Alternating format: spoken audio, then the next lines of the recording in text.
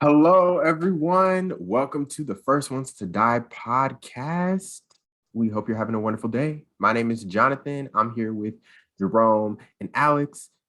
How are you both doing on this wonderful day? How are you doing, Alex? I'm doing good. Well, actually, it's been a really hectic week. But it hasn't been like horrible. Things are okay. My sister hurt her foot, but she's fine now. Oh, and if you guys listened to the last episode, I said I was gonna make a list of the movies I didn't see during my childhood. I made a poster board. Oh my goodness. Okay, so that Right. list is gonna Yeah, hopefully it fill needs to up. be filled more. Well, that's a little messed up if you want me to fill it out more, Jonathan. How much did I miss from my childhood? God. No, I'm kidding. If you guys have any ideas or our listeners, let me know.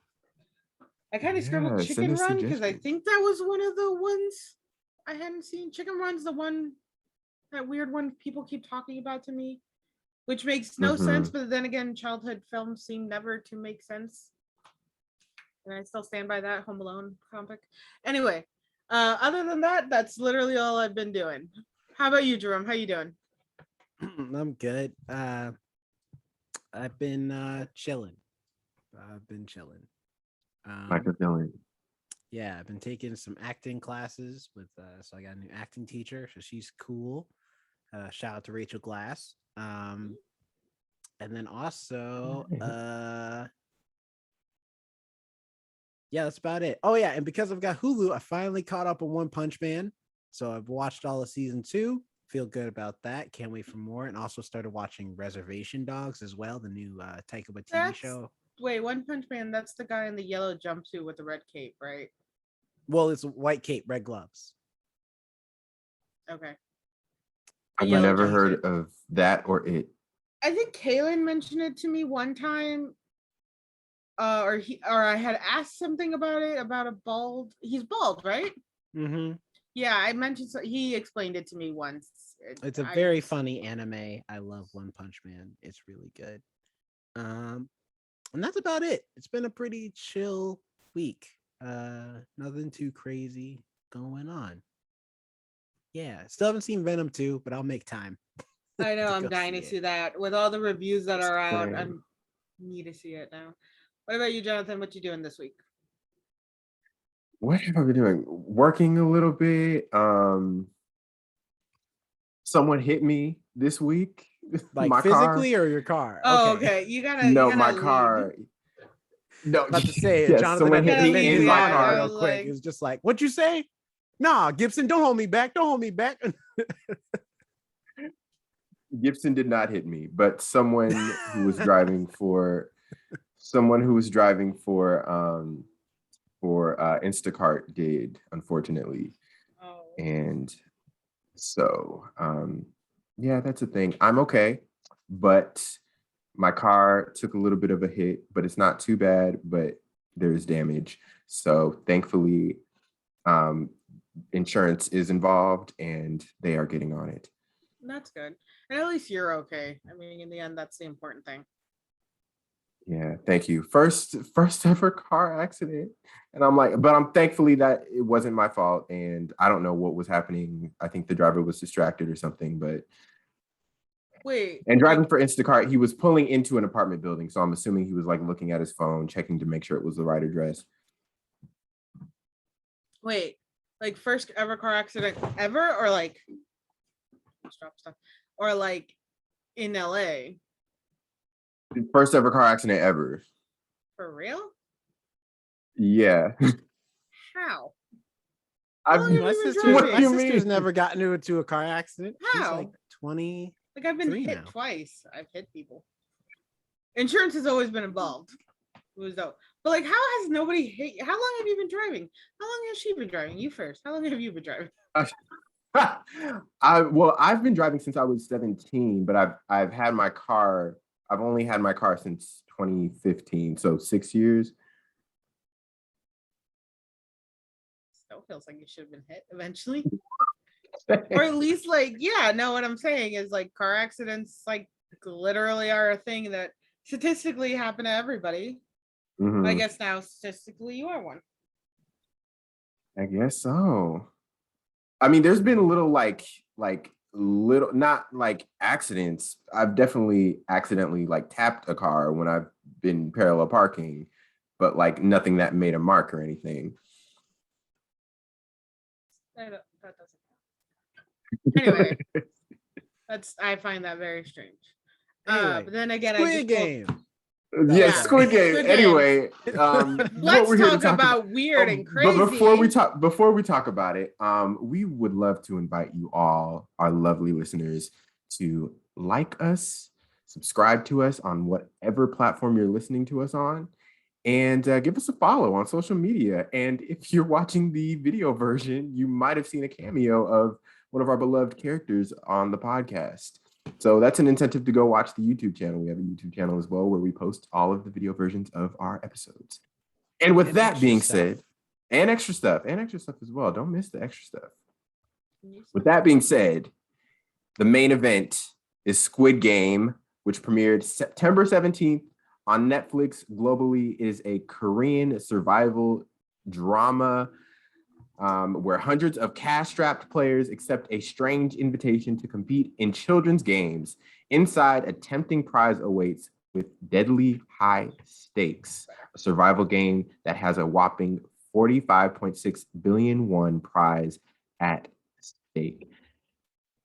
I cannot state enough how popular this show has been and how widespread it has been in the less than a month that it has hit Netflix. Which I don't know why. I don't understand. Like, not because the show's not good or anything like that. I'm just trying to figure out, like, why does, of all the shows, is this the one that like has blown up and become like a pop culture, like hit the like just decimated the pop culture zeitgeist right now? I think because it hits a lot of the multiple reasons. One, I think it hits a lot.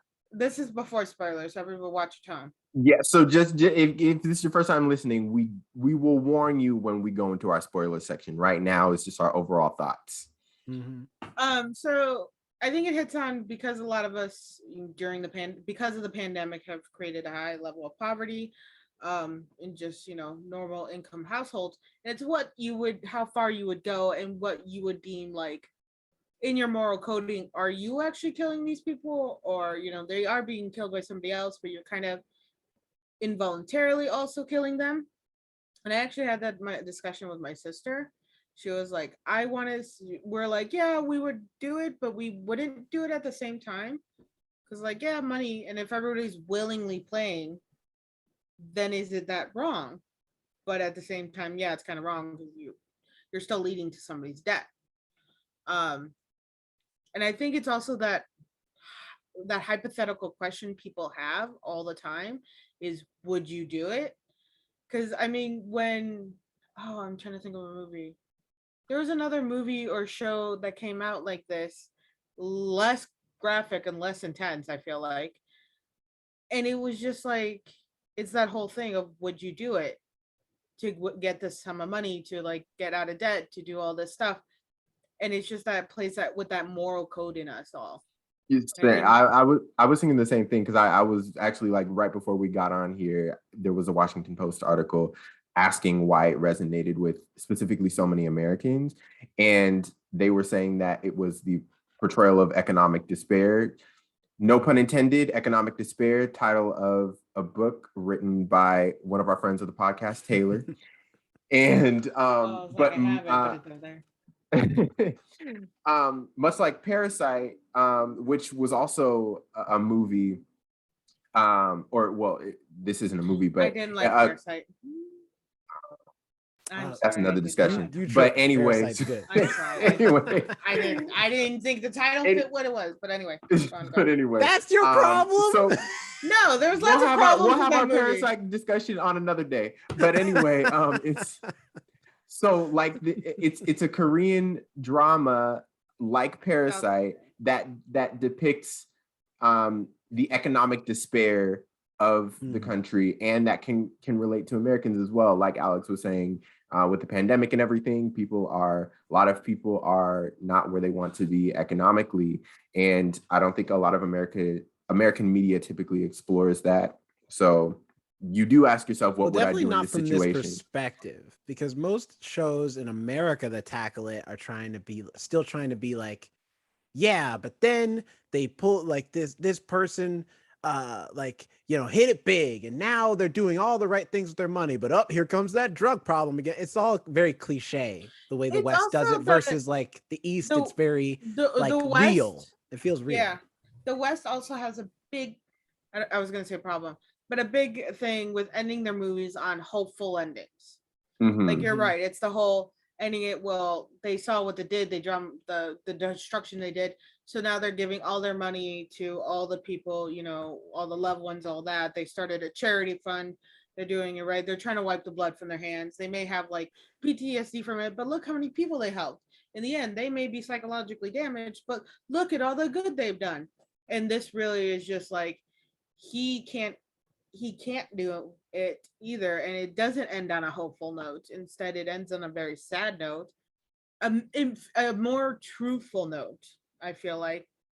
And it's just, I feel, yeah, the West tends to have that dream of like everything will be okay in the end. I also, for me personally, what part of the reason that drew me in is because of like, I also think this helps as well, but like the shocking and emotional nature of the show, I think, and its unique approach to, you know, conveying this portrayal of the economy and whatnot. Well, I I was think just that about also to helps as ask well. that of like what, because for me, like I was seeing the show everywhere, but I didn't want to watch it for a while because I've seen content like this or it's content similar to this before. Um, but I am glad I watched it for this podcast. But I was curious what made you two like be like, you know what, I'm gonna check it out. Let me see what all the buzz is about. So I had, well, obviously I had been hearing about the buzz everywhere. Everybody's talking about it, but specifically within the reality competition community, like shows like Survivor, Big Brother, within those communities, people have been talking about it because it parallels reality competition shows in such a major way.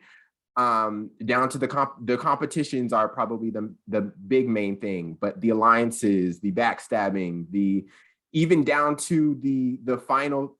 Okay, never mind. That's getting into spoilers, but I'll save that later. But yeah, it parallels reality competition shows in such a way that gets my heart going. And so that's what really drew me in, because I knew it had some sort of parallel, because I heard people within, you know, who are fans of those shows talking about it. And I am a fan of one of those shows as well. So I'm like, okay, if they like it, then I must like it. Everybody just kept talking about it, and I was like, I'll give it a try.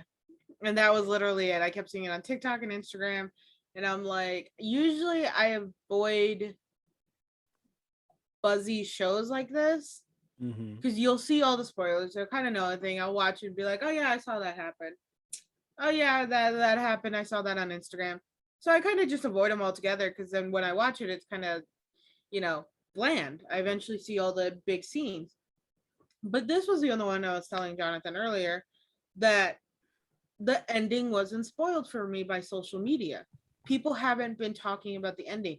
They've been talking a lot about the games, specifically the first game, which The is first one. the Red and Stop. I always hated that game as a kid. You mean Because red light, green Right. light? Yeah, Because I'm about to say red stop means just stop and stop. Red. Well, clearly I don't even want to talk about it. No, because like I have a fucked up leg and I did not have coordinated balance. So when you trying to stop on like command for me isn't a thing. I'm like an old car. There's like a distance from when I stop to when the impact is. It's very short. So I always usually fell down and then I lost. But so it was that they spent a lot of times focusing on that game. And so I didn't know a lot about, I didn't get to see what the other games were played, which was nice. So there was all this hype and all this like talk of it. But at the same time, there were no insane spoilers. There was nothing that was like, okay, like the Avengers Endgame. I still haven't really watched it. Why? Because like I know the outcome. I know who dies. I know who See, wins. but here's the I've thing: you seen the say that, but then every time we I've, bring it up on this podcast, there's always stuff you don't know. yeah, but I've literally seen the funeral scene, and I can go on social media and see everything. Mostly. I mean, they all come out of their little like time portals and everything. There's a whole big thing that I act. But the point is, I know the exact ending of who dies, and I know I've even seen the whole funeral scene on TikTok. But this I didn't. I didn't see certain people's deaths. I didn't see certain people win certain games, and that's what I'm saying. That it was finally something I was able to watch that had all this hype that wasn't ruined. Well, speaking of spoilers, should we go into the spoilers? Well, yeah, because general thoughts. We all did. You guys like the show? I really liked it. Alex, did you like the show? I enjoyed it. Yeah. I too like the show. So there you go. Those are our general thoughts. Those are our general thoughts. So if you came here for just the general thoughts, then we'll see you later. Follow us, like us, subscribe. And if you want to get into the nitty gritty with us, then we're about to do that right now. Or cut this off, watch it, and then come back. You know, we'll still be here. So I guess to get the conversation started. Well, sorry, sorry, Jonathan. What were you gonna say? Oh, I was just gonna say, to get the conversation started, just throwing it out there. One, which game do you think you would be best at? Two, which game was your favorite to watch? My favorite was the glass break, like the glass stepping stone glass. That was really intense. It was really cool. I think it had some of the coolest like dramatic moments. As far as game I'd be good at, I probably like the red light, green light, to be quite honest. Yeah. Although that's like the thing is that like see, none of the games are easy or doable because the added extra element of you could get shot, and then the guns don't have silencers or nothing. So it's just like if you're like jumpy, like every time you hear, that's how a lot of them like ended up dying, was because they got startled by the shot, and like when they were trying to get the shapes out, they would break it. Right, that's what I'm saying. Like there's multiple times where it's like, dang, can y'all at least have some quiet guns? I don't know, take them in another room or something. Yeah, you're making me nervous. Okay, I'm trying. Although I will admit, then this is not. We should not actually do this, but I will say, if the threat of death was in more reality shows, I'd probably watch some more. I'm not gonna lie, me too. There was actually, like, quick side note, there was actually a show called Whodunit on ABC, and it was like a murder mystery show. And if the contestant couldn't figure out who the murderer was, then they would be at risk for like dying. And people actually like tweeted and called the show thinking that the contestants were actually getting killed. I guess just Americans. So like Americans are kind of stupid, so that's probably. But like that's why we all like Fear Factor so much. Like those drowning competitions. And Naked and Afraid, that was popular. Right. I never watched because that. it's like getting to the point of death without actually getting there. Although I will say, because like the thing about Squid Game and why I say like I wasn't like too interested in watching it initially is because like I'd already seen Battle Royale, and then earlier, I think last year or the year before last year, Alice in Borderland came out, which is a Japanese show, but that's also on Netflix, like made by Netflix, and that's based off of a manga, but still, it's a live. The premise is exactly the same, except the difference is because Alice in Borderland is like 3 kids get sent to like a alternate reality Tokyo, and then they have to play games to survive. And if they lose, they die. It's the exact same thing, except the difference is that show is more interested in building the world of like, what is this alternate reality? How does it work? Is everything the same? Who are these people? Versus Squid Game feels more realistic. Like it's more grounded in reality. You know what I will say too, comparing Squid Games to like a lot of American or Western shows, the like competitions are also smaller. Like you never get more than a group of like 15 people or something. It's always small. So you can care about the individuals and you can hate the certain people. But this one was like a mass abduction. It was 500 people, basically, a little less. So the mass abduction was also another thing that you could be part of this crowd and you're just a number. Yeah. Like you got told which characters to specifically cared about. Well, for the But, like- longest time in the show, a lot of the characters are just numbers. You don't even know their names. Right. And that was the whole thing. It wasn't until I think the third episode where one guy was like, "What are you called? Who are you?" But like two of the characters knew each other. They were friends. They were childhood friends. Which, by the way, hold on. I want to make sure I say his name correctly. Which one? The character Cho Sang Woo. Cho Song Woo? Cho Sang Woo. Fuck him. Fuck him for what he did to Ali. Okay. Fuck him and fuck. Here's the thing, though. Wait, hold on. Thing. No, do not. Not. I'm not gonna say he's right for what he did. Dirty. No, he's a complete piece of garbage. But at the same time, Ali shouldn't have fallen for that. Like, I'm sorry. He trusted him. He shouldn't have fallen for that. I could have easily seen that coming. I'm like, that doesn't make any sense at all. What you're saying. All right, look, one person's gonna win out of every pair. I'm not gonna believe that one won't win at some point, and you have to, he could have done it so many different ways. But so no. first of all, episode 6, I teared. I was crying at that episode. That episode had me tearing up. Like, I watched that episode at work, which was the wrong decision. I literally had to after that episode, I put my phone down. I put myself like on work so I wasn't taking calls, and I just laid my head on my desk. And my coworker was like, "Did you finish the episode 6?" I'm like, "Yes, you could have warned me." Literally all the characters I favored or were like, "Oh, I like them a bit more than the others." Dead. That was spoiled for me, so that's why I didn't really cry. But that's unintentionally so. It's because I watch a lot of reaction channel stuff and on YouTube, and all of them, whenever it's Squid Game episode 6, the thumbnail is them crying and a picture of the old man. So I'm just like, oh, so let me guess, he dies, right? But I was more upset by Ollie. When they realized that they had the reason why they partnered up is because they were going against each other. I figured that out immediately.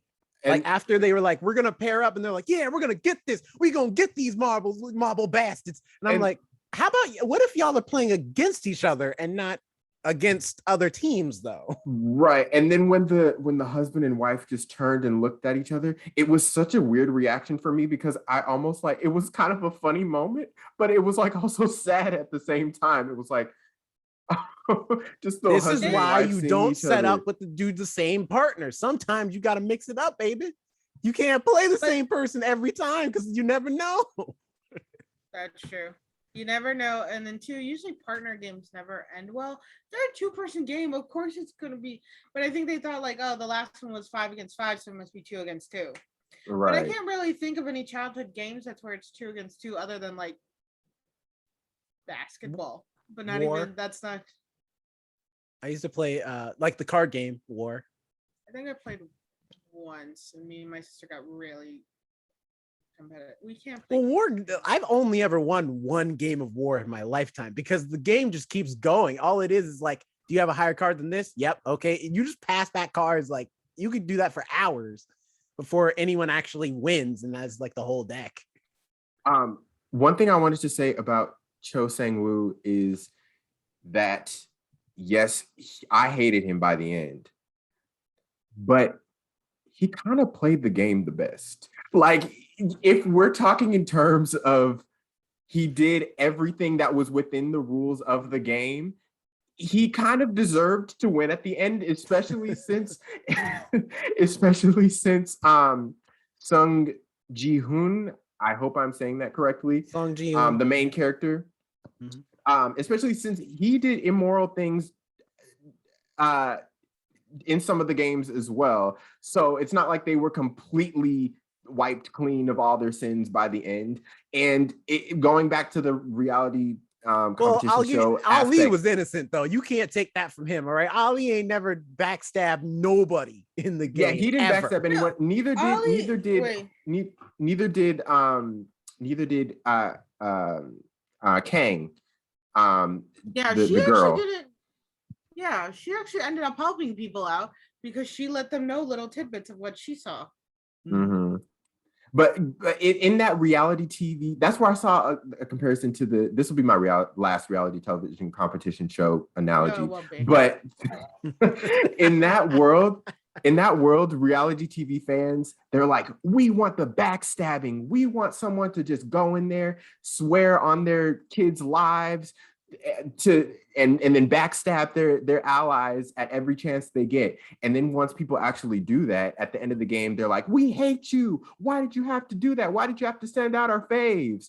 And that's how I kind of felt about this character. Like, he did what he had to do, but he also was very immoral and killed people essentially. Well, the thing is, like, the thing about this, I think what's interesting about Squid Game 2 is that it is very Lord of the Flies in that way of like, even no matter what you do, like at some point as the numbers start, in the beginning, it's super easy to be like, let's team up because the numbers are like in your favor of like, oh, there's so many of us, like we should definitely like be friends. But once the numbers start to dwindle, that's when it's like you really have to start asking yourself those moral questions of like, are you willing to sacrifice yourself for somebody else? When the reality is that there's no guarantee they probably would do the same thing. And more importantly than that, too, it's like this is a game. Like I'm sorry, but I have to beat you. Like like there's no way around that. Cho Sang-woo was trying to like betray them in only the second game. I mean, that's true. I knew he was garbage from that point. I was like, he already is like not on this team. Yeah, he on the team because he needs y'all to survive. But the reality is he's out for numero uno from the very beginning. He didn't even like do that to like, oh yeah, we're a team. Let me survive with them for a little bit because better and grip. No, right away he was out like, all right, I'll take one of them out. Mm-hmm. And I believe his first name is Sang-woo. I was saying it's backwards. It's the first name. The first part of the name is the family name, and then the second part of the name is their like what would be the equivalent to our first name. Oh, okay. Then Sang-woo. Fuck him still. Look, I get what you guys are saying, and I absolutely agree with you. And he is not as bad as a character. I'm just upset with him for that episode 6 solely. It's that part. That part pisses me off so bad. No, but I actually like, yes, he did what he had to do to survive. And unfortunately, that is a game of literal life and death. And what pissed me off was just the people who are just like willing to come back to this and then get surprised when they get murdered or like get upset when they lose. It's like, you asked for this. they not only did they say you could not, if you want to play, you don't have to play. They also let you leave and then gave you the card and was like, hey, but if you want to come back though, I mean, now you know what the deal is. So ain't no leaving this time. Like, which I liked that they did that, like in the narrative wise. I like the show did that. They got to go back into the outside world. I was like, wait, that's it? That's the whole show. That did shock me. I thought for sure it was going to be a thing where it's like, okay, there's more episodes. Clearly, they're not going to actually leave. And then when there was like, all right, see you guys, go ahead and pack your bags. I was like, oh, wait a minute, what you mean? He's like, no. Pack your bags. Weird clause, like they can't leave or something. But going back to Jonathan's original question, as we skewed off a bit, Jonathan, what about you? What game was your favorite, and which one do you think you would be best at? I also really liked just to be different, because I feel like I have my answers are pretty much the same as Jerome, but I did really like the Glass Bridge. I did really like the Glass Bridge, like Jerome. But I also like the Tug of War. Because I didn't know how Like I thought they were just gonna fall off, and then when I saw what? the thing the come cut. down, it's like that's Yeah, the dramatic and that's guillotine. extra, and I appreciate that. I'll give you. I forgot about tug of war. That's probably the one I could probably win, because that was literally as they were going up. I was like, and they were like, "Well, we don't want no women because they're not strong enough." I'm like, no, it doesn't matter how strong anybody is in the game of tug of war. It very much depends on strategy. If you have the heaviest people in the front and back, weakest people in the middle, and then you put all your weight on that rope, you could easily win. And that's exactly what they did. I was like, all right, cool. So you would have been the old man in the situation. In that one situation, yeah. Yeah. Just that one. Which that was my thing when they were like, well, he's old. What can he do? I'm like, yeah, that means he probably knows a lot of stuff. We got wisdom on our side. Everybody else is new. They don't know what's going on. It was like mainly that they had like one extra guy because they needed the team of 10, and he was just like, no women or old men. What is going on? It's like, shut up. Do you see your numbers around? See nobody else will... No, Song Woo said that too. He was like, everybody grab a man. And I was like, okay, but you act like first of all, the numbers aren't in our favor, right? We gotta have like, what was it, eight groups of 10. So it's like, because there was like it was like 80 of them left at that point. So it was 8 groups of 10. Yeah. Also, you're literally part of the outcast group. Nobody wants to join your team. Mm-hmm. Literally. More importantly than that, that just kept driving me insane. And they were like, oh, we need 10 people. Let's get all the men because we don't want anybody weak. I'm like, you don't know what the game is. For all you know, having women on your team might be a benefit. Like, you don't know what the game is. Y'all are strategizing like you know what you're going to be playing. And that's the thing that frustrated me a lot of times. They kept trying to strategize things, but like, I don't know if it almost like didn't click a lot in their head that like, we're playing kids games. Mm-hmm. It doesn't matter if you're a man or a woman. You're an adult. You know how much harder it is to play adult games or kids games when you're an adult? True. Yeah. Crouching down and doing stuff. Because like, I learned that I have a little arthritis in my back. You know how much tug of war would hurt me? Pulling like that? That would have killed my lower back. All right. And just like games like that, I'm like, no, I don't do that. Red light, green light, no thank you. No thank you. I will twist an ankle. My sister just twisted an ankle on Monday.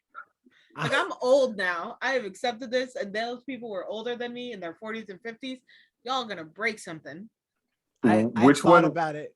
Oh, sorry. Go ahead. Oh, so I was just gonna ask Alex real quick, which one would have been your forte? You walk in and see it, and you're like, "This is my game." The honeycomb shaping cutting. Ooh. Only like because Mexicans have something mildly similar. We don't, but we have this candy called De La Rosa marzipan. It's a peanut candy. It's really good, and it crumbles very easily when you have it. And so it's kind of good luck if you can open it and it's still whole. So you do it very slowly. And plus, if you open it too fast, it will go everywhere. So having that steadiness of being careful of like moving it around so you open the wrap. I think something like that, and then playing with the marzipan growing up was always something. I do have like slight tremors in my hand. I'm all messed up. There's all sorts of things I can't play games with. I didn't say that one for the one that I would have excelled at, because I would have been the dumb one to pick the umbrella as my shape. But the thing is, I would have been screwed. I'm also like, I went to school for culinary, so I know what to do with burnt or cooked sugar. That I know how not to break it either. That's all it was. It was just cooked sugar. So I know exactly how to maneuver it and things. I love the visual of these hardened soldiers that will kill somebody with no hesitation, being in the kitchen like, hey, I need help with my umbrella real quick. Come over here real quick. Let me let me help you with the umbrella. Like, just cooking cookies, basically. My ear. Just got a bakery, just with an apron on and everything. That's true. They all did have aprons. They're just like, that's what I'm saying. It's just like, hey, is that at 350 degrees? Yeah, it's 350 degrees. You know it got to be 400 though. Oh my god. I'll turn it up. Damn. Number 25. You were in charge of the ovens. But were you in my head, Jerome?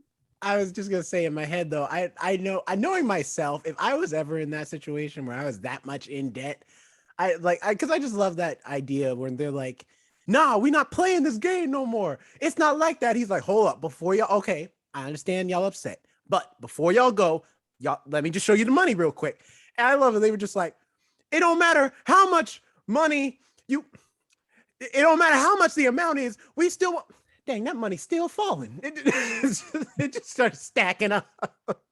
And I was like, if it were me, I'd probably hesitate to. I'd be like, well, dang, I mean, it's only, these are kid games. I could probably survive, right? Yeah, and it's It also was that, it like, was weird.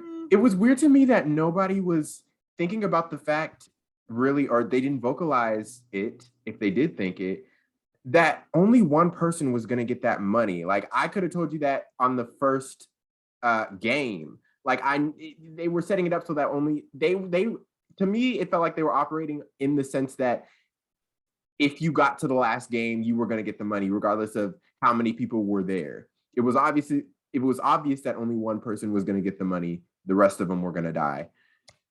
well, see, here's the thing. It was individual games, so it almost made it appear like multiple people could survive because you were playing individually, and I don't think it was until the third game where it was a tug of war where you realized, oh, now we're literally playing against each other. It's like my outcome with the honeycomb and the red light, green light wasn't based on the person next to me or wasn't based on anything, though it was based on like the bullet shots and the sound next to me, but those were based on solely me. And then you get to the next one, so it's like, oh, okay, it's me and these people. And then going forward, the marble game, oh, it's me or them, like individually. So I think at the beginning, the first two games kind of make the interpretation that like multiple people you can survive if you all keep playing the game right. And when the person died, it was of their own, volition, where they, messed up the honeycomb, where they moved. So I think it gave that impression or implied it that way, and it wasn't until like maybe the third game they realized, oh, we're playing against each other now. So Also, really I only feel one like can survive. those people, like most of them are in debt, like heavy debt, like they are in because they are very impulsive. Like, spread like just our main character alone, Gyun, he's like here it is, it's his daughter's birthday. His mother gives him money to be like, go take your daughter out. What does he do? The first thing he does, goes to a horse race track to win money. And then on top of that, he owe money to some loan sharks. And instead, like you would think you would keep money and not be talking about it or nothing. What does he do? He tips the cashier like he got money to spend. You know what I mean? So it's like, That's true. so it's like we're dealing with a person like that, the ideas of, well, there's a lot of us here. The odds of me winning are probably super low. Like they're not thinking in that mind. They're thinking in the mindset of, there is a lot of people here, but I'm still gonna win though. Like I'm that good. Well, it's the addiction effect. Mm-hmm. I can't lose. So I agree with you where it's that impulse of like they're not thinking logically. It's the addiction mindset that be like, oh, well, the numbers have dwindled. This is definitely now in my favor. Oh, I can show how great I am because I survived the one game. And then moving on to the next game. I think that's also why I think they also got irrationally angry when they're like, no, wait. It's like, well, because in your mind, you knew you were going to win, but you did not. And so you want to blame everything else around you for it. Can we talk about the villain real quick? Doksu. Is it Doksu? It was Doksu, right? Or Doksu? The guy with the tattoo? Mm-hmm. I believe, yes. I have to look that up. Yeah. Yeah, he was an interesting person. Well, mostly because I'm glad. I mean, granted, he was like a thug and like a criminal, but I'm glad that it wasn't like that's all he was. Like it was very interesting to see him also play the game and to see him sweat at times too, where like especially during that marbles game, I was hey, this is it, bruh. You done messed up now. and he turned the game around, but I was like, it was actually pretty cool to see the like it's not our heroes versus our antagonists. It's no, everybody in this room, anybody, he could die tomorrow just because he happened to not play against somebody who's just a rando who has no name in this show and die. I like that aspect. It's very rare that you see like a show like that where the antagonist isn't necessarily like invincible until they come in contact with the hero. Also, with the you're right, he was very scared and he realized his weaknesses really easily. Like when Gi Hun told him, like when they were barricading everything, he came up, he's like, "You guys don't think we can break through that?" He's like, "We'll hear you coming before you do." He's like, "But tell me, what's protecting you?" He's like, "You have a crew over there, but you're still a player. Like, think about that very clearly before you go to sleep. We can hear them coming and we have a chance. You're not. You're in the open thinking they'll protect you." And that moment he looks over them and you see this just blanket of fear that washes over him, of him wanting to keep control, wanting to be, the biggest badass, but knowing at the same time, like, oh crap, I'm really not. They can just slit my throat with the tools that I have given them. So that was like my one of my favorite scenes with him. Was he did so well in that shift in character too. That was one of the times I really liked when he shifted from like the big bad to like just a fearful guy, realizing he is still in a game where it is 1-against-1. So yeah, I feel, and he definitely exhibited that mentality of like, I'm gonna put, you could tell that he was like a gangster because he put together he took no time in putting together his crew, putting together his gang, that was gonna ride it out until the end, hopefully. But he didn't have any loyalty to anybody, but he was able to manipulate people into thinking that he was loyal to them so that they would be loyal to him, which another reality show tactic. I told you about that. I really felt bad for Kang because she was a defective. So, defective from North Korea. Yeah. And all she wanted was to bring her family over, and that was like, damn, okay. You had like her, I feel like she just had the realest and saddest story. Like, the main character, I get it. He has a daughter he loves, but he has an addiction problem. And like all the other people had stuff, except for the one guy I hate. Cho Sang-woo. Yeah, he did this because of his own pride and stupidity and ego. He got his mother into trouble with debt and he lost everything because of his own ego.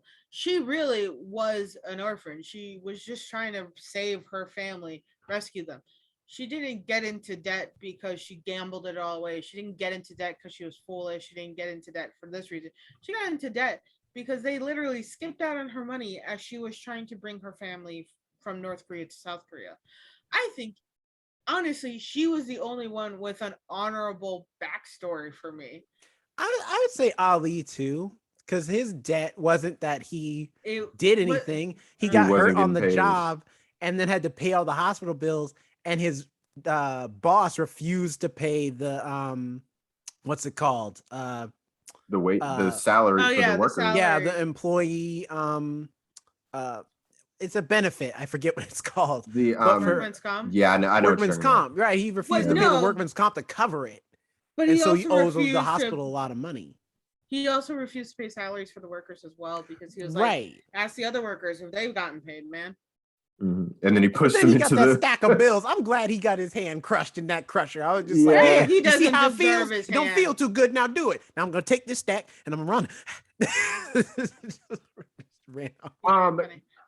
Can we talk about the comedic relief of the show? I'm not sure how to pronounce her name, but I love that she also her stage name is Stephanie Komure. That one really somewhere else. Stephanie Komore or Komore? I think it's probably Komore. I see her name listed as Kim Ju-rung. Yeah, Kim Jung-rung. Ju-rung. See, okay, I'm looking at different things. Like I'm on IMDb, but that's what I'm saying. That's why I'm like, this is not her real name. But anyway, was she was amazing, and I saw something she apparently posted on Instagram. Like, I'm For anyone who watched Squid Game, I'm sorry, I'll be better in other roles, in future roles. And people were like, "What? You were like amazing in this. You were hilarious in this." I loved after the marbles game, and she just got up from bed. She's like, "Did you guys miss me?" Like, I love that energy she portrayed of like, you guys really tried to screw me over, but while you all were dying, I got to take an extra nap. For me, I was very my favorite moment is when it's the glass. When he thought for sure he had everybody. He's like, yeah, that's right. Who gonna move me? And then I love her. She just pushes that one dude out the way. That she just walks up like, how you doing? Remember me? And he's just like, oh, it's just like that moment when you walk into a bar and you see your ex but you can't leave. You're just like, I gotta stay in this room with this person. Oh my God. Yeah. Like I love the bathroom scene. That was one of my favorite. The bathroom scene was a little like over the top, where I'm like, if you're any good soldier, I mean, this man's killed how many people at this point? You really expect me to believe he wouldn't be like, look, I don't give a damn what you doing in there. I'm coming in. All right, you talking way too much to be having all this activity going on. I loved it because it kind of introduced her character and how like out of the ordinary she was, and then she was able to be grounded from that point on. I like just a lot of her stuff. I end up liking because she played that like will do anything, will say anything, do anything to survive. Mm-hmm. But in the end, she was just like, you know what, screw it. I'm not gonna survive this game. These people play much better than me. So she's like, I'm gonna take him out. I'm going down, but he's coming with me. Well, because she's like, look, like everybody else may have screwed her in the metaphorical sense, but he screwed her in the literal sense, and then just kicked her to the side like she was just a piece of trash. You think I don't know any woman on this earth that would ever let that stand. Well, like ever.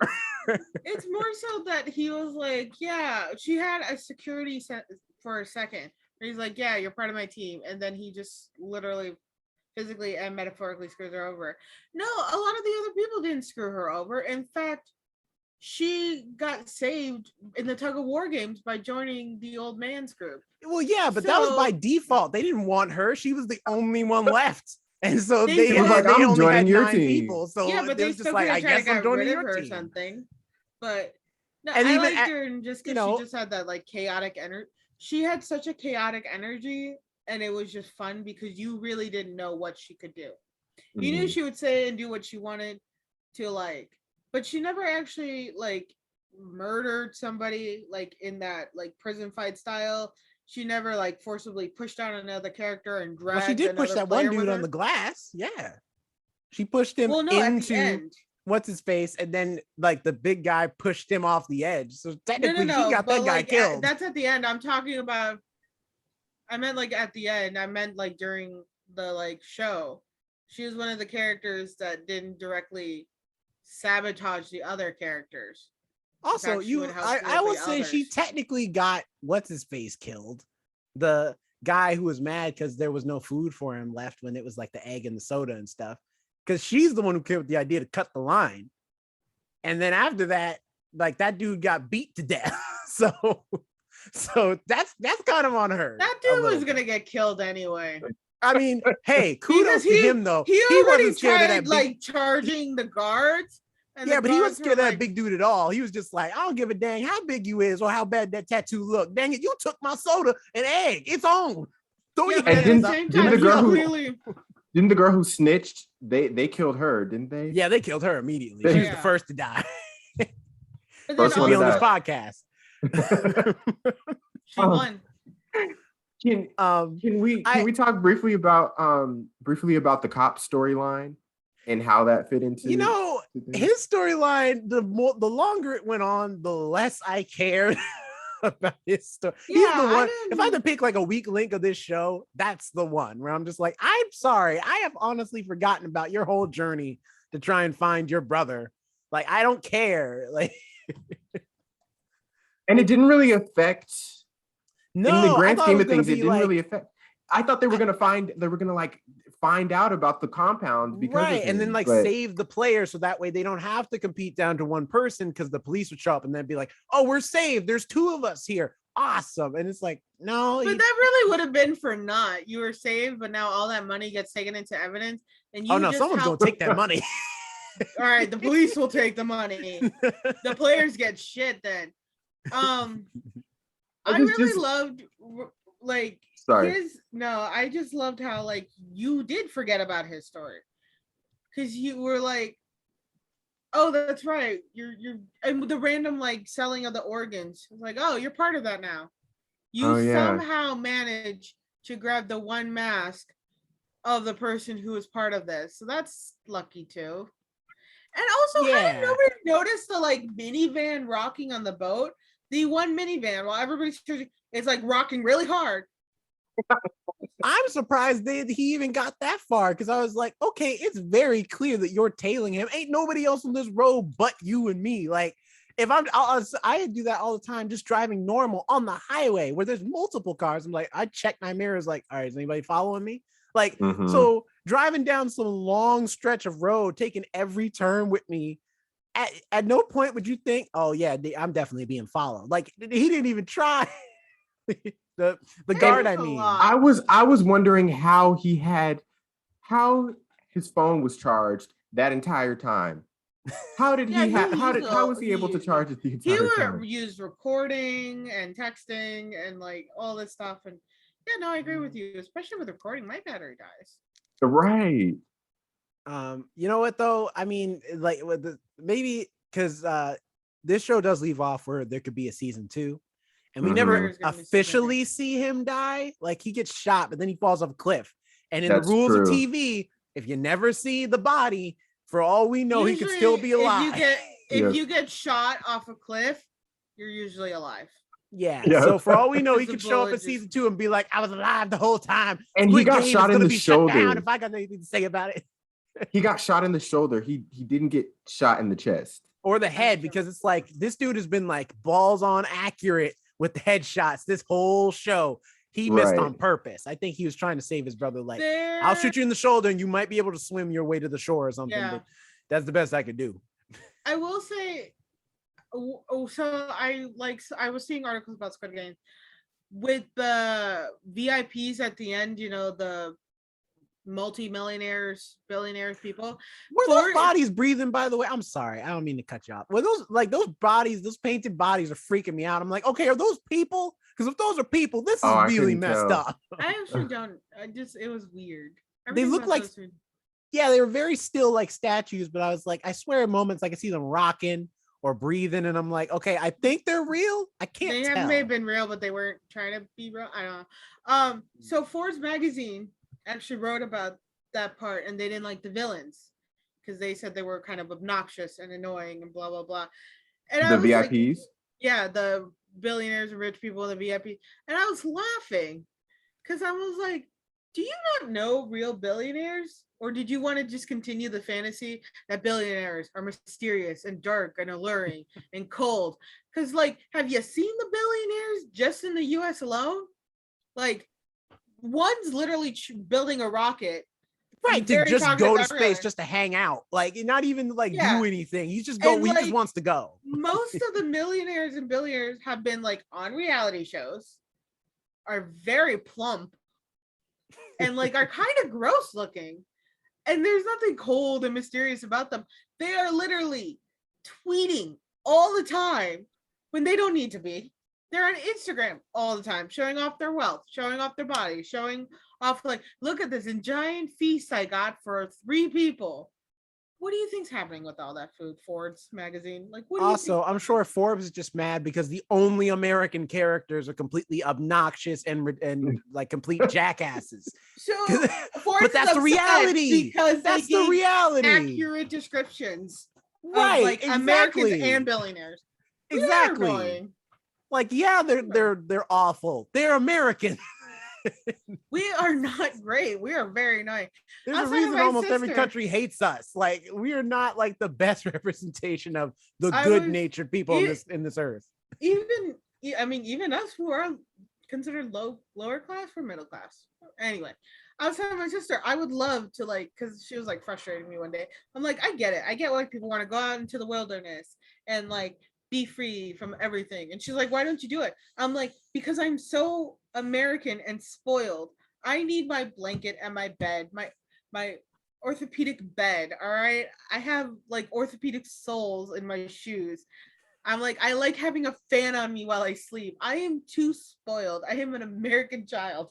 So I can like my mom will tell me because she grew up in a very poor town in Mexico, and so did my father. They grew up in very small areas. She'll tell me stories. I'm like, oh no, God, I need indoor plumbing and a shower with good water pressure. Or I just can't. I can't visit. I can't go down there. Like that's terrible of me, but I'm American. I'm annoying. So like, yeah, I don't get why they gave the most accurate description of all like most Americans, majority. Yeah. Which before we end this review, last thing we gotta talk about. We gotta talk about old Ilnam, the old gentleman. Because I didn't see that twist. That was one twist I did not see coming at the end of the show. Because I saw it I coming was just so because mad. people kept pointing out. They're like, if you look at when he's playing tug of war, he doesn't have locks on his wrist. If you look at when you're like they're scanning in the red light, green light, each other, it doesn't scan him. People Well, kept letting out also clues. when they have because I rewatched a few episodes when they're doing like the fight at night, like in the living quarters, they don't end the game until he says, I'm scared, I don't want it ever. And then right after that, they're like, all right, in the game. So also, it's like, the marble game was an exact replica of his childhood home. Right. So it's like there was a lot of clues to the point that he was like the mastermind, but it was just and he's the first to sign up too. And he was the deciding vote for whether they could go home or not. So he was playing the game of being like, I'm gonna send them home. And then after that, they're gonna come back and then we're gonna do this all over again. So it's like, so really it wasn't even that I'm going to send them home. They gave him the option. Do you want to keep playing or not? Do you want to hold these people here for your play? I say that he knew they were going to come back because when they come back, they tell the like game master, like, hey, like we only had I think it was like a 93% return rate. Write it down in the logs. Yeah. Like, so it's like they were keeping track, and apparently because this had happened before that they had like decades. But yeah, they had, people had voted to leave, and then they always, I guess, give them an option to come back because they're like, once you see how bad your life is, though, and how much money we're offering, you'll be back. Yeah. Maybe not all of you, but most of you. And they were right too. I mean, most of them came back to die. Well, they assumed they wouldn't, but you know what I mean. But yeah, that twist was awesome, and I love I love the point he kind of makes at the end where he's just like, that speech, especially when he's like, the same thing between a person who has not enough money and a person who has too much money is that and I'm like, that's really cool. And a concept I never thought of before, that it's like life is not grand for either person, for sure.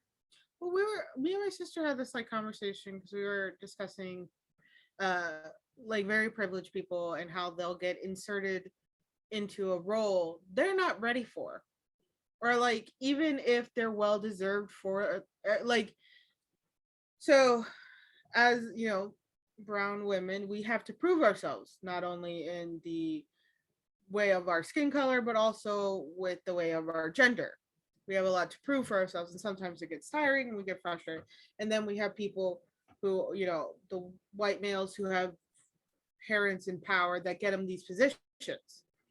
And I was talking about it with my sister one time, and I'm like, that actually really sucks for them.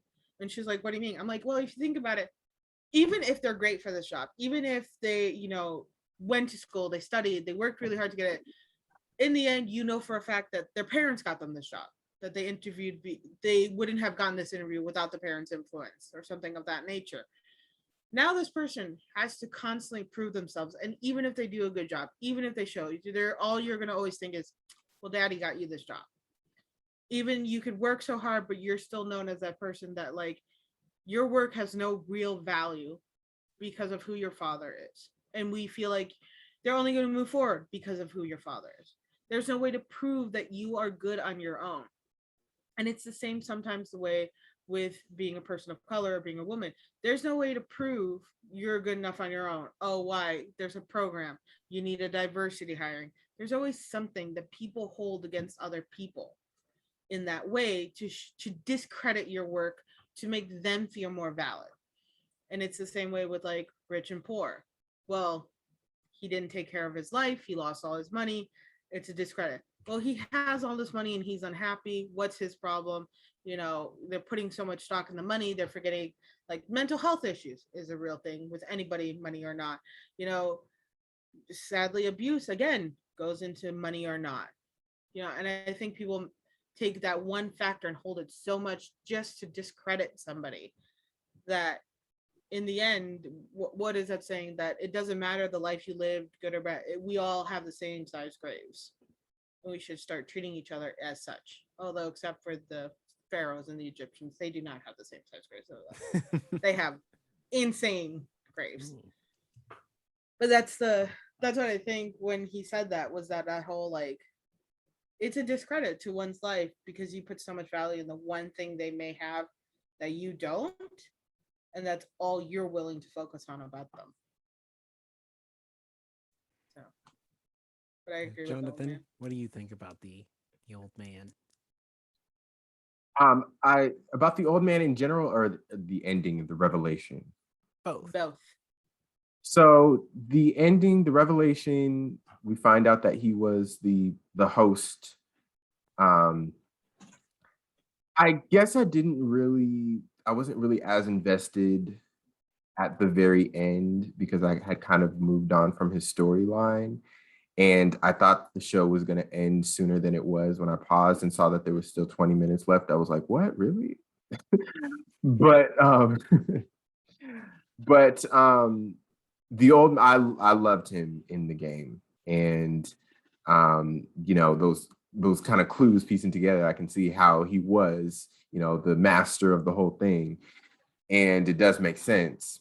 And it is an interesting twist, but I feel like for me at the end, I wasn't as invested as maybe I should have been in his storyline. And yeah, he definitely had me emotional because the actor, I just have to say the actor, what is his, where is his name? Young Soo Oh. He was brilliant in his role. And he played the role of the old man really well. I believed that he had a brain tumor and was in there and had all this life behind him and all these childhood games that he knew of and everything. So I just really believed him and really appreciated his portrayal of the old man. Well, the brain tumor was real in the story. Right. Have brain tumor. Right. I believe the actor had a brain tumor. Not that the actor, that the actor had a brain tumor, but because I know that was one of the things that he said at the end was like, these things are true. I really have a terminal illness, and that's why he died afterwards. Spoiler alert. I was mad. I was mad. It was a mix of emotions because at first I was mad because he was alive. I was like, "Are you serious, old man? Like you had me out here stressing, upset with my like." I'm not gonna lie. I put myself in the shoes of Giyun for a while, where I was like, "What would I do if I was in the game?" First of all, I would have befriended that old man. Old people are some of the coolest people I know, especially back in South Carolina. So I would have been like, "Nah, it's me and you, old timer, till the end. We're teammates." Because you know all the stuff. But yeah, so it's like when he died, I was just like, we lost a friend today. All right. It's not just we just lose like a teammate. All right. We lost like a buddy. All right. We were best friends. And then for him to still be alive, I was just like, you gonna betray us like this? Yeah, me too. Us. Like you made me think you died. Yeah. But He made at me the- feel too much when he died, and I was at work. But I needed to know because the coworker was like, it gets crazy. So Like I when he watched died the first time or the second time? the first time I was at work. Okay. I was had to put Right, my head the- down the and be marble like, scene. I just need a second. But then when he gives that speech and then he's talking about, and then like the scene with the homeless guy out there in the cold and stuff, I was just like, it was a really great scene and a pretty decent ending to the show. Cause yeah, I wasn't sure how it was gonna end. I was like, Song Gil's got all this money, but I mean, what's he gonna do with it? Like, Yeah. there's no, and it's just because you have money don't mean you know how to spend it. And are going to spend it on the right things. And I was a little upset with that. I understand why he did what he did, but at the same time, he still had a child, and he just gave all the money to them, and he left nothing for his daughter. Well, it seemed to me that he didn't give all the money to her family, did he? No, gave- I think he gave a lot of it to, because like he sent Kang's brother with Cho's mother, and then I think he gave them a good chunk of it. I don't think he gave her like all the cash or anything like that, or even saved it for himself. I think he just has it now, and maybe like when he goes to see his daughter, he'll be like, "Hey, I got all this money." Like, well, he was hopping on now a life will be plane. different. Yeah, Right. and he had a nice suit on. And he was able to color it his cost hair. $46 billion. Like, it's just like, I'm sure it didn't cost that much. Yeah, but is it 40? But you're putting it to $46 billion. It's so I did the It's like 34 million US. Yeah, it's about 30. Right? It's like $37 million. Yeah, it's like 30 because sometimes they were like, I need like 2,000. 10,000. Yeah, 10,000. 10,000 is about like like $8. Yeah. Yeah, and I was I was not super that much. confused. Yeah, like I know with Chinese money or yen, right? It's yen. Won.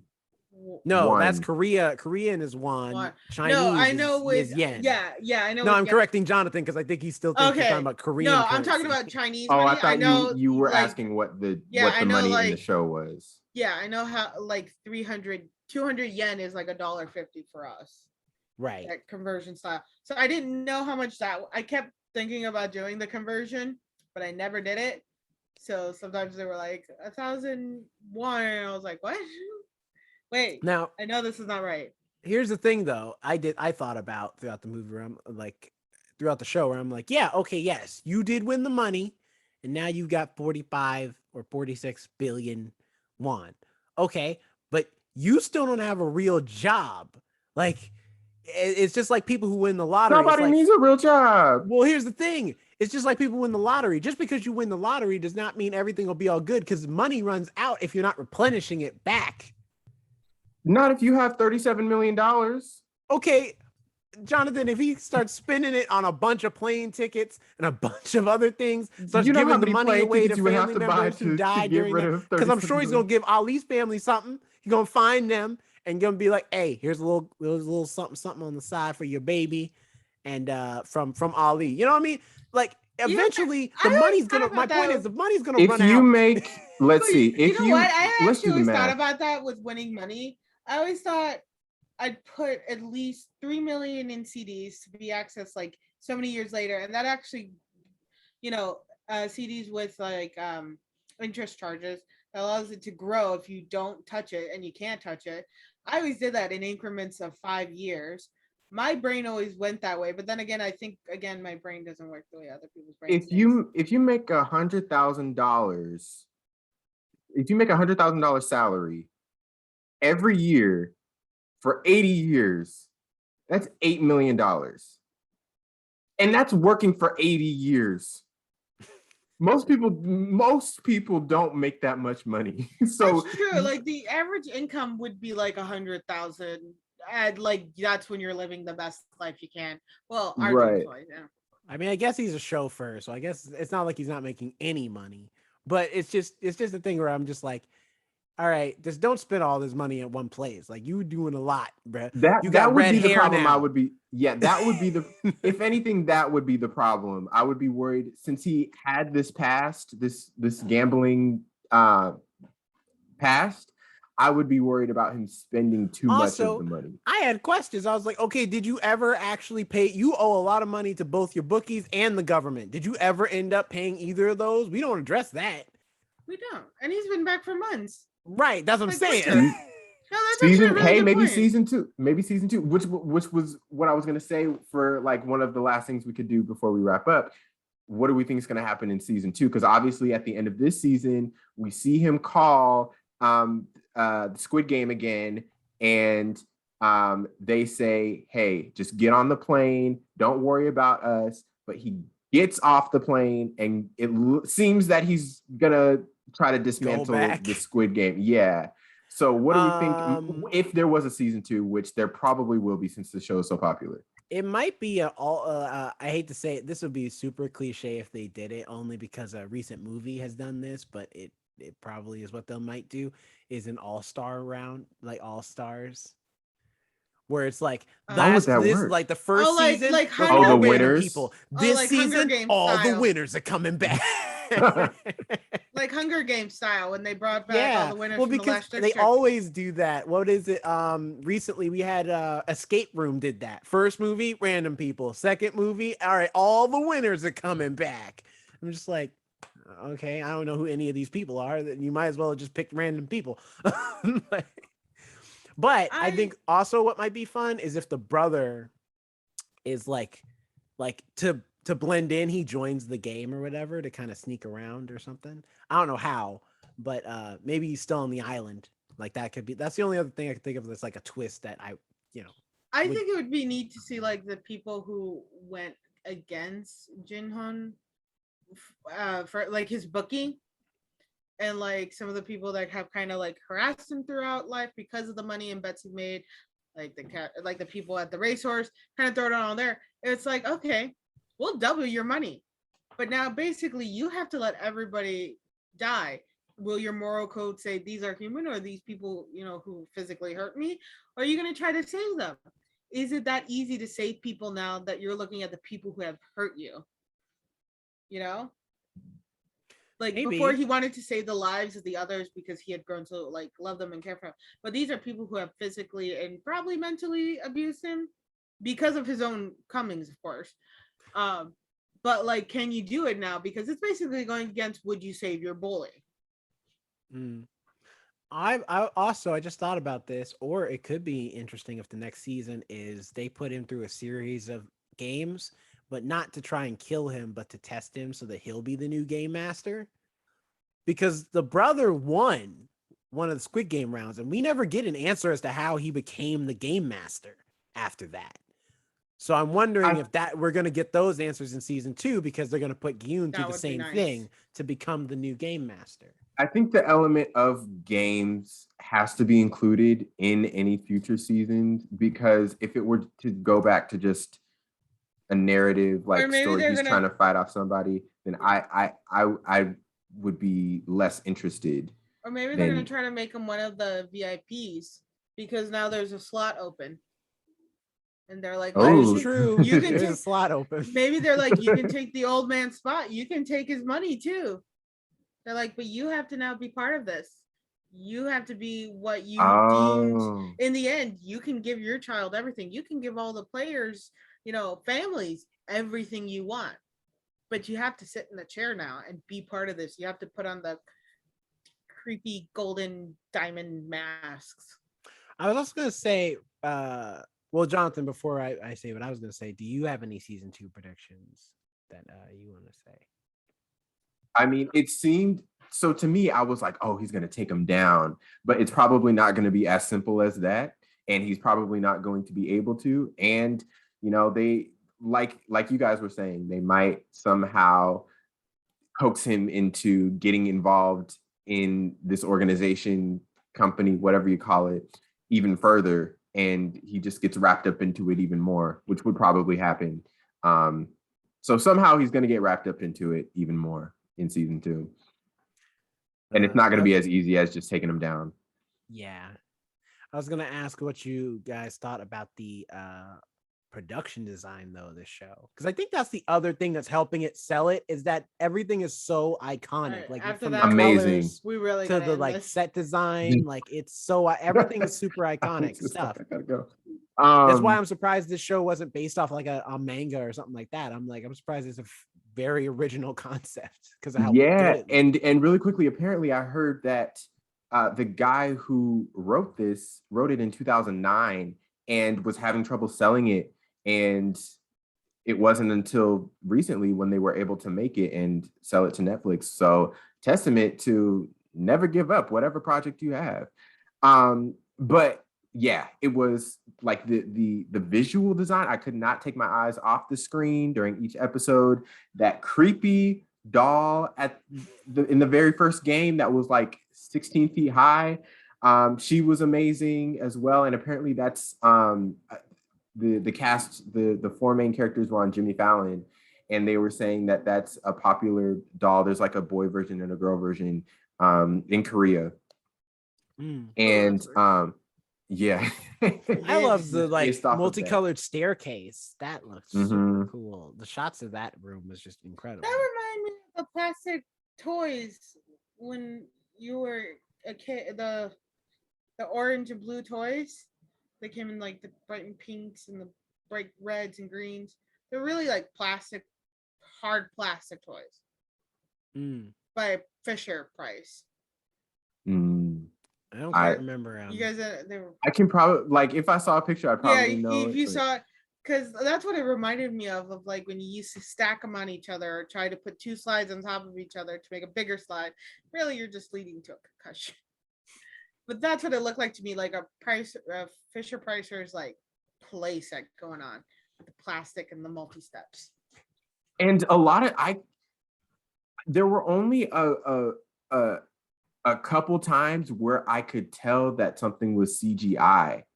And I'm like, that's impressive, because most things nowadays, the whole movie looks CGI or the whole show looks CGI. But there was only like a certain few times where I could tell something was CGI.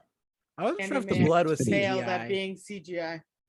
Because a lot of shows, sometimes to save budget, they won't use squibs, because squibs are hard to set up and cost a lot to make. So they'll do digital squibs, which is just CG blood for like being shot and stuff like that. So I'm curious on that, because I couldn't quite tell. I think it was digital blood, but who's to say? It's hard to tell. I think some may have been digital blood when it was like the mask with the red and green, but definitely I felt like it was squib when it was that first shot when the Greta was running and he got shot and it was all over her. That would definitely look like she was even feeling it.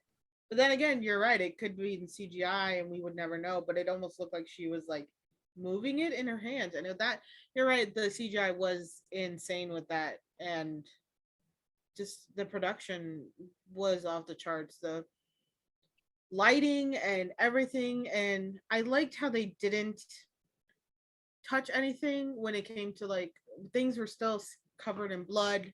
Nothing was cleaned up, almost like everything was being erased.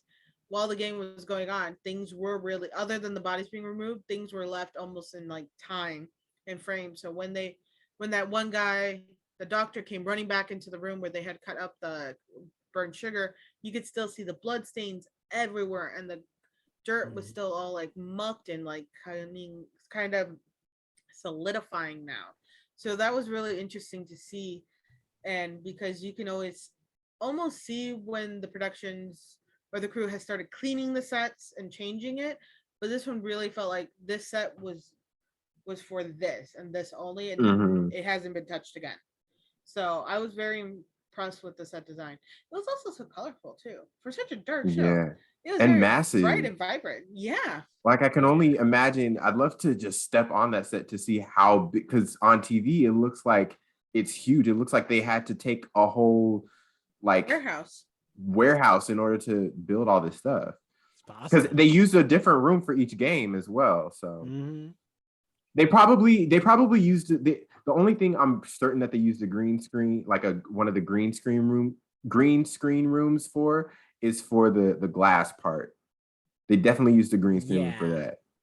And maybe the tug of war And tug of war, yeah. room. I will Well, say, although I'm glad that, because in my head I was like, because they kept doing the games, and I was like, okay, the last game's got to be Squid Game, right? Like, Right. why would we name the show this? And then And they introduced the bother to game at tell the us beginning of the rules in the show. very beginning of the show, and we're not going to ever see Squid Game. We have run through so many games, and we haven't even gotten to Squid Game yet. I mean, it's also translated into English. Was it actually called the Korean game actually called, or the Korean show actually called Squid Games in Korea, or was it that we translated it over to Squid Games? I think it's actually I called think it is Squid Game. Okay, because the shape is a squid. because Netflix also admitted that they didn't realize it would be this popular because Americans, once again, do not like reading subtitles in movies. Well, there is a dubbed version of the show, so people could Right. watch it dubbed if they wanted to. But yeah, which I think is always worse. I hate watching. I'd rather watch a movie with the it's but the lip sync for me. I can't do it if the lips aren't matching up to the words. It Right. drives me No, insane. but they I didn't can't watch realize it would be this popular. So a lot of the clues that led you to like the conclusions and stuff, things were mistranslated. A lot of the subtitles are mistranslations. So a lot of people missed a lot of clues, and Netflix is like, okay, we're gonna redo them, we'll fix them, we'll make them closer to translation. That's why I was like, was it actually called Squid Games? Because I never looked up the original Korean name of it. At one point, I had the English dub and the subtitles on at the same time, and they were two different things at one point. Like the words and the subtitles were not matching, and I'm like, what the? Because I just watched recently. I watched Star Wars Visions, which was they gave 7 anime studios free reign to do whatever they wanted as long as it was like a Star Wars story. But if they wanted to, like, because they're all 7 different like short stories that could or could not take place in the Star Wars universe. Like they all just, it's basically their own rendition of Star Wars. Whatever you want to do it. And you have free reign to just be as creative as you want to be. And if you watch the Japanese like original language, that script is not the same as when it's the English dub. It's completely different. So it's like they always do that when it's like they do like English dub stuff compared to like what the original language is. Right. Yeah. I'm just but Netflix is apparently going to redo it. So people are like planning to rewatch it already. I mean, it depends because they've, this isn't their first foreign show to be popular. I think it's to this level. It is their most popular foreign show before this is probably Money Heist, which I think is on its last season now. That's a Spanish. I think it's Spanish. Is it Spanish? I've been meaning to watch South that American? as well. It's Spanish. Okay. Okay. What do you mean by Spanish? Like the Spanish language. And I think it takes place in Spain as well. It takes place in Spain. So it's okay. Because I'm like, you guys say Spanish, but like, do you know? Like Spanish. It takes place in Spain. Spanish language. And it has Spanish language. Yeah, but you were like Spanish language. I was like, well, okay. Go good. Anyway, I forgot what I was saying now. Oh, also, Netflix is also they are taking out the phone numbers in the right, because people have been trying to call them. Calling them. I saw that. Yeah, people have been calling them. The number has been one number to like 4,500 calls. So they're like are bad. Which it's just like, what do y'all expect that? It's just like if you call 8675309, like you're not gonna get the girl in that song. Like, who do you think? It's just a number, dog, and a media thing. It's not a real number you can call and be like, "Hey, is this Squid Game? Sign me up. Where do I get the 45 billion?" it's like I mean, why would you do that? Why would you call the people number? already calling? That says something about the world. Ridiculous. Anyway, final reviews and grading, I guess. Who wants to go first? Jerome, you go first. I'll go first. I think this is a solid A for me. I loved the show. I think it was good. I don't regret watching it. I will say, as a pre-warning, it's really bloody. It's really so. If you're a squeamish person, don't watch this show. Like, it is very bloody. But overall, I think it's a great show. It's got amazing characters, a really good storyline. I love how grounded it is, despite the concept. It's very still down to earth. And I love that you get a whole episode to just find out who your main characters are without them being in like the high stakes of being in the game, so that you can take time to get to know them. And then you're thrown back into the game. It's like, all right, now you know who these characters are. Now you know how the game works. The show's going. It's very well structured. The show is very well paced and very well structured. So yeah, I'd say watch it. Recommendations off of this. If you like this show and you have seen it, give Alice in Borderland a chance. That's also on Netflix. It's really, I think it's really decent. I haven't finished it yet, but it's pretty good. Not as bloody as this too. So, you know, you can watch it with people who aren't as squeamish. And also Battle Royale, if you've never seen it. Great Japanese film as well. And that one is bloody. So, you know, fairly warned. I agree. With the rating and the bloodiness. Yeah, it was very bloody. I give it an A. This will be an unchanged A. Unlike some of my other A's. Damn it, I meant to Unlike keep it Malcolm tally. and Marie and In the Heights. Hey, we don't need to bring up the name of those movies. I meant to keep a tally. I don't know where my stuff is. It's just every time you pick, like a lot of times, Jonathan, you'll pick a movie and then you'll be like, this movie's amazing. And then like weeks down later, you'll be like, I may have been riding high on that movie a little bit. You know, I think I still like it, but you know, it's not amazing. But I will say this is absolutely, definitely the best show that I've watched so far this year. I had a fun time.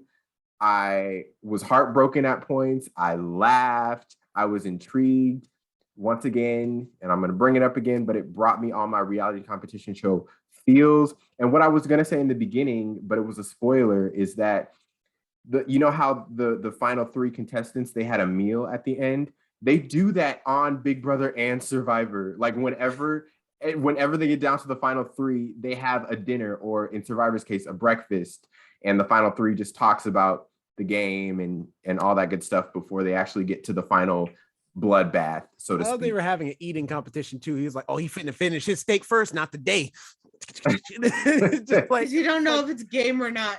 Well, just enjoy the steak. Like, you know what I mean? Calm down. Also, I'm sorry, you're gonna try to look, even Cheddar was shocked. You're trying to enjoy a steak in the middle of all this bloodbath. I'm just saying, like, it's been a very stressful few days. Like, I'm just trying to enjoy this meal right now. Have you ever been so stressed that you're just like, I'm gonna eat because I just need to eat? Also, I knew for a fact his mom was gonna be dead by the time he got back home. I was like, you've been gone for days. Nobody was like, there's no way she's still alive by the time you got back. If she's that severe, has that severe diabetes, it's only a matter of time. And that was sad. And she couldn't really walk properly because of all the issues she was Yeah. on. But sorry, Jonathan, continue with your no, but I agree. Yeah. I'm just trying to go down on my notes to make sure I say everything. I gasped when she had the glass in her stomach. That was really painful. It was a visceral pain for me.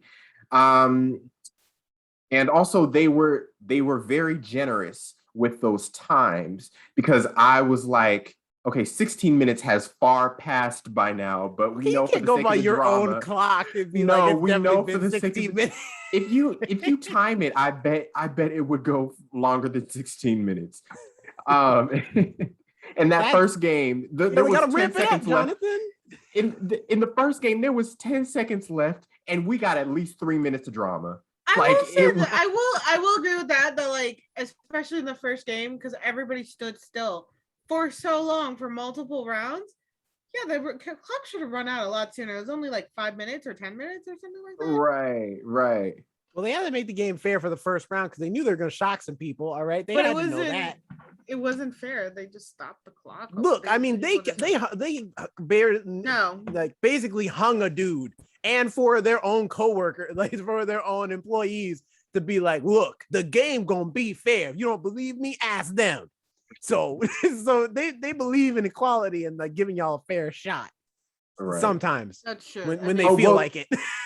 Well, speaking of the other coworkers, and in my final thoughts, something that I would like to see maybe in season 2 is more.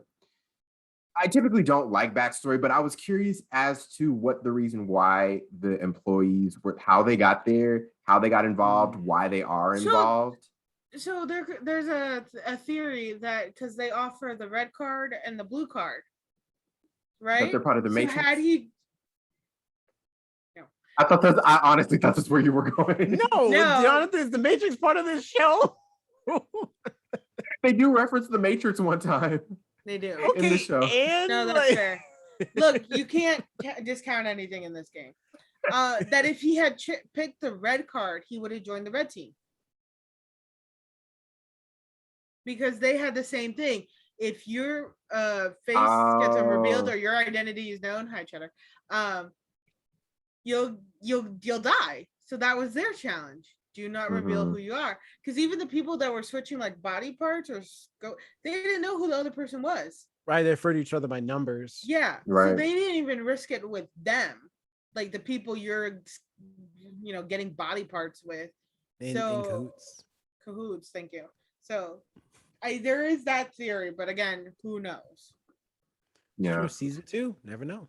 Season 2. But overall, my thoughts, I really enjoyed the show. I thought the actors were phenomenal. Like I said, they were on Jimmy Fallon. Apparently, the guy who is the main guy, all of these people are like huge in Korea, by the way. And the main guy apparently plays villains. Like that's what he's known for. He's playing villains in Korean dramas. And Jimmy Fallon said the same thing. I'm like, I can't, I mean, I believe that, but I can't see it. Like he was such a rootable person in this show. It's interesting. That's the opposite in Shang-Chi, where the main villain in that, Tony Leung, he normally plays like the love interest, like main guy. He never plays bad guys. So Shang-Chi was like his first time playing a bad guy, and he did it pretty well. He was a pretty good villain, even though he wasn't like a villain, still pretty decent. Mm-hmm. If we can hate you, you're a good villain. Watch Shang-Chi. Alex, how about your thoughts? I liked it a lot more than I anticipated. I watched it just because of all the hype. I really did get into it because of that. And then I was like, all right, I'm enjoying this. And it was the first game, which I did post on Instagram, where I was like, holy crap, this escalated so quickly. It did. And I saw that on Instagram. I laughed because you were just like, oh my God. This all just happened because wasn't shown that part. I'd shown the part where a lot of them were like dead, and I assumed they just failed the game. I have to admit, I did not watch your story. I saw that you had posted about Squid Game, and I hadn't seen the show since then, so I immediately closed out of it because I didn't want to see anything. But I'm gonna go back to our archive stories and then watch them. Yeah, like they were good, and it was more that I didn't see that initial what had happened and how they all had freaked out. The human nature of us all to panic. So that's when I was like, wow, this has the feeling of escalation. This is like, whoa. And then just getting more into it, and the main character at the beginning, he was kind of a douche, getting that money, spending it. But then he became more likable, and just seeing him in different views was like, oh, you actually do care about your daughter, but you clearly have an addiction. You have a problem. Well, you did a good thing by staying away from her and the mom and everybody, so that the bad people who are after you don't go after them. You started being able to see the good in the people, and even with like the gangster and the chaos, you saw the human in them, and that's rarely done in like a lot of movies and shows. Like they give a glimpse that we're all human, but this allowed you to see the fear and the anxiety of each individual player and what they were willing to do to survive. But somehow some of them didn't have that line to like step over and just straight up murder people or that. So I ended up enjoying this, and plus the games were intense, and I didn't really play games like that growing up. I never understood marbles. I never got marbles. I like this. I played it one time, and that's same. I probably as well. Right, yeah. You're supposed to like just like it's a very very old game though. That's in that version you were supposed to get in the hole, but there's been other versions where you're supposed to like knock the other person. That's outside like a traditional form of marbles, and then there's like, but they were playing like a bunch of other games. Right, they said it didn't marbles. matter. They were kind of just making it up as they went. Like if they didn't know how to play Marvel's made is up a also game. just of like a game like from like the 20s and 30s. Although I do like that they're shiny. Yes. So the Marvels one and some of the games I didn't really like enjoy, but I enjoyed like how they manipulated it so that you could win or lose. But it was, and I do like that they were like, it's about the integrity of the game. You mess up, it doesn't matter who you are, it's about the integrity of the game. So I did appreciate that everybody technically did get fair grounds. Mhm. I would have to give this show like a B, just because I feel like Netflix went lazy with the subtitles and we missed a lot. Apparently, we missed a lot not having the proper dialogue. Um, and some of the characters, like, I felt were really weak because they had that like villainous side of we can do what we want, and then in the end, it's like, oh, I'm going to sacrifice myself for you, and it's like, why? I understand that they may have a more noble cause than you, but it's like at the same time, why? Why go through all these trials and then just be like, yeah, in the end, I'm going to tap out? See, It but that doesn't might feel be realistic to me. to be honest, it could be Korean writing though too. That's true. Because There some of is the a things that difference in the difference in cultures, like it's one of the things where even watching Alice in Borderland, they make decisions in that show where I'm like, why would you do that? But then I have to remember that this is a different they're from a different country. They have a yeah, completely different yeah, culture, so their definitely. values It's a aren't the different. same, or things that are important to them isn't the same. That's true. No, I agree with you. I think there was a lot of like, because it's such a different culture than ours, and there was that displacement with that made it hard, sometimes hard for me to connect. Although them talking about being poor growing up, I connected with that where I'm like, oh yeah, I used to do little stuff like this too to make my food really warm, or get an extra snack when I was younger. So that also, when they were conversing with our childhood, was really nice. I do think there was just a lot of like stories that weren't finished, but then I know they were intending to make a season 2, but I kind of hate when people do that because you can never guarantee a season 2 nowadays. Things can happen. So like there are a few chunks of the stories that I feel like left empty, and that upset me. Also, why did he dye his hair red in the end?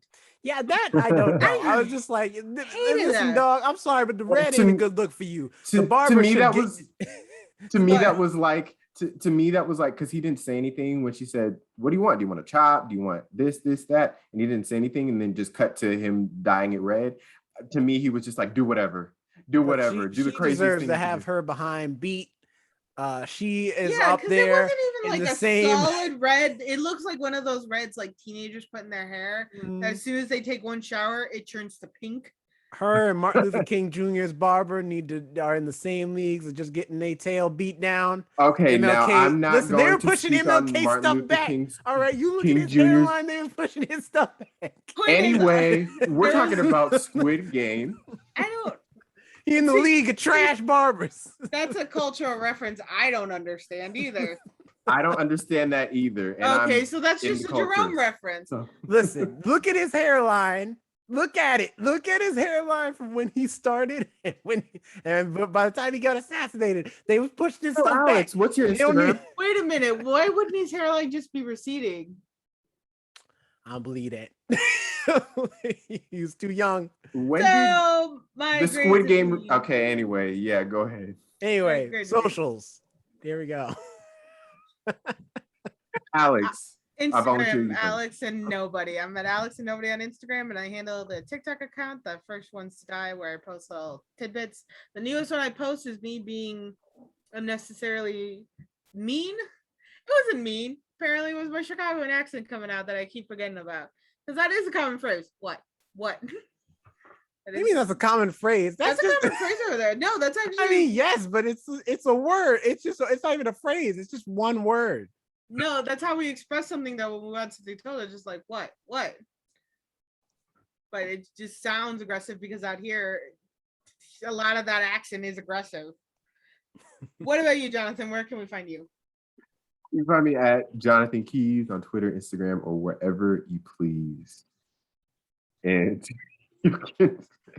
I'm looking at Cheddar slapping your hand. He's trying to fight me. Jerome, where can people find you at? You can find me at Not Jerome Rat on Instagram, as well as at RoboZoo Media. Yeah, that's about it. You can find us at The First Ones to Die everywhere. You can find us on YouTube. You can email us the first ones to die at gmail.com. We'd love to get your emails, and tune in next week for some movie that we're going to be reviewing. Probably stuff is coming out. It's October, so we're doing a lot of Halloween stuff too. Oh, Halloween Kills comes out. Halloween Kills comes out next week. Be on the lookout on YouTube for more Halloween stuff coming from us. We're gonna be doing a whole bunch of stuff. So just you gotta be subscribed though to catch it all. That's all I'm saying. You know. Yes. I mean, we're not gonna kill you if you don't subscribe. You know. I mean, I might. My moral code's a little empty. Note to self: don't play Squid Game with Alex.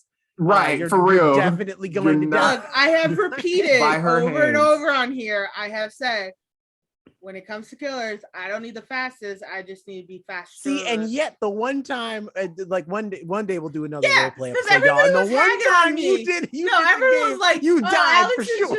Why is Alex just sitting in the kitchen? Why doesn't Alex help us? She has the actual stuff to help us. I'm like, fine, and I go to help, which just proved my point. I should leave all your asses. That's like what they were saying in the episode where they had to choose the vest. They're like, don't choose the front, or don't choose the first, don't choose the last. You got to choose in the middle. So Alex, I was getting upset. I was like, man, if you don't take a vest, although that did make me laugh when that dude was praying to God, and then that guy was like, hey man, you need to go, and he threw him on the glass. He was like, thank you, Lord. And I was like, no, the Lord is looking at you like, I didn't do that. All right, that's definitely the devil. Okay, because I didn't tell you to kill that man. All right? I mean, he gave him the physical strength. Also, I love to move the obstacles in his way. He was praying to the Lord. Like, thank you, Lord. No, I feel like in my head canon, the dude behind him was like, it's a good thing you talking to the Lord because you about to meet him. Get your behind out. Pushed him off the glass stage. Pushed him off that glass table. Like, get your behind out this goddamn glass. Move out the way. I would have pushed him. We trying to live. Be like, pray and move. But dang, that girl got some strength though. She held on to his big behind and just fell back into that glass. Right. Like he could not get her off of him. I was like, pettiness. Dang, that's the power of revenge right there. No, that's being petty. Like I've said this before. If I'm going out, I'm taking people with me. Listen, it's like I said earlier. That sounds more threatening than it is. It's not. I don't mean I'm going to try to take people out with me. It's just if I'm going out in a way, people are coming with me. I mean, what if that panel? What if that glass panel had been one of the sturdy ones? They just would have went, oh, no. And then she just would have been rolling, just rolls the other side. Yeah, they just rolled. I think I'm just in my mind. I'm just like, do you think she forgot? I don't know a woman on this planet who don't remember the exact arguments or threats they've made at their men ever. It could be 19 years from now. You could be on your deathbed. It's just like, remember that time back in 99? That was like a decade. Like it was 3-4 decades ago. You still remember that? Yeah, I still remember that. Fix that though. Here's an easy way to fix that. Men can do better. And they can stop fucking up so much. Holding the grudge. All right. Why? Because the moment I do, so you. And on the next time, on the first ones to die, I'm just saying, when men bring up any woman's mistakes, it's all like, well, that's different. You do the same thing to me. Just saying. And that's just a bad, unhealthy relationship that you need to leave. And this is why Malcolm and Marie didn't work out. And on that note, tune in next month or year or century to find out when we have our gender discussion and deep dive. And with that being said, we'll see you all next week for our Halloween Kills review. Yay. Bye. Bye. Halloween Kills. I'm